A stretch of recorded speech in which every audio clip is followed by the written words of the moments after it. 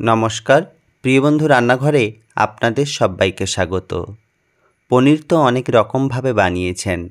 পালং শাক দিয়ে এরকম পনির একবার বানিয়ে দেখুন।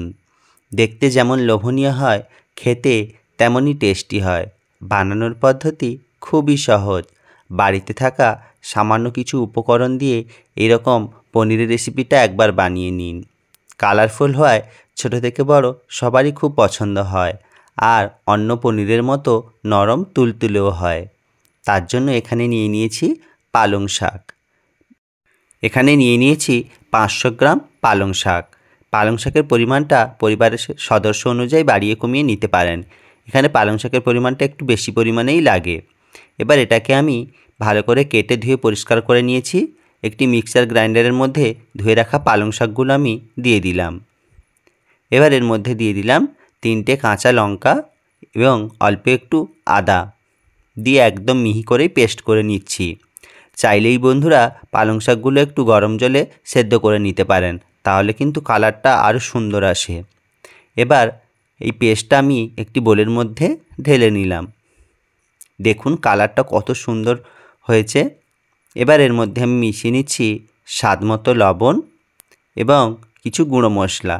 দিয়ে দিলাম অল্প একটু হলুদের গুঁড়ো, হাফ চামচ ভাজা জিরের গুঁড়ো, দিয়ে দিলাম বেসন। এখানে আমি 4 চামচ বেসন ব্যবহার করেছি।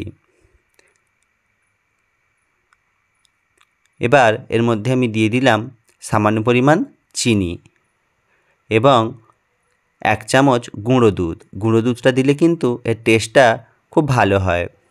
দিয়ে এটাকে খুব ভালো করে মিশিয়ে নিচ্ছি, যাতে কোনোভাবে দোলা দোলা অংশ না থাকে, তাহলে কিন্তু পনিরটা ভালোভাবে তৈরি হবে না আর খেতেও ভালো লাগবে না। তাই একটু সময় নিয়ে এটাকে ভালো করে মিশিয়ে নিতে হবে। দেখুন আমার কিন্তু মেশানো প্রায় হয়ে গেছে। একদম মসৃণ করে এটাকে মেখে নিয়েছি। এখনও পর্যন্ত যে সমস্ত বন্ধুরা ভিডিওটা দেখছে তাদেরকে অসংখ্য ধন্যবাদ। যদি ভালো লেগে থাকে লাইক কমেন্ট শেয়ার করো, চ্যানেলটা একটু সাবস্ক্রাইব করে দিও। এবার এরকম একটা পাত্র নিয়েছি, অল্প কয়েক ফোঁটা তেল আমি ভালো করে চারিদিকে মাখিয়ে দিলাম। মাখানো আমার হয়ে গেছে। এবার তৈরি করে রাখা পালং শাকের পেস্ট এবং বেসনের মিশ্রণটা এর মধ্যে আমি দিয়ে দিলাম। এবার এটাকে ভালো করে ঝাঁকিয়ে নিচ্ছি। আগে থেকে কড়াইতে আমি জল দিয়ে দিয়েছিলাম। এবার জলের মধ্যে এটাকে বসিয়ে 5 মিনিট ভালো করে ভাপে সেদ্ধ করে নেব। দেখুন বন্ধুরা আমার কিন্তু এটা সেদ্ধ হয়ে গেছে। এবার ঢাকনাটা খুলে দেখিয়ে দিচ্ছি। দেখুন কতটা ফুলেও উঠেছে। ওপর থেকে হাত দিয়ে এইভাবে যখনই দেখে নেবেন যে শক্ত হয়েছে কিনা, বা চাইলে এরকম একটা কাঠি দিয়ে ভেতরটা পুরোপুরিভাবে সেদ্ধ হয়েছে কিনা চেক করে নিতে পারেন।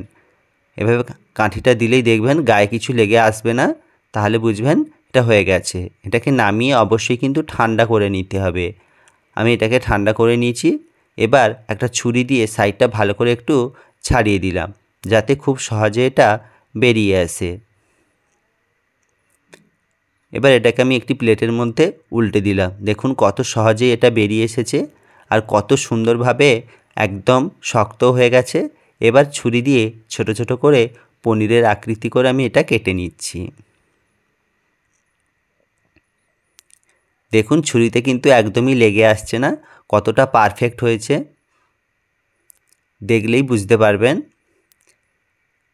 আজকের কিন্তু আমার প্রস্তুত পালং শাক দিয়ে পনির।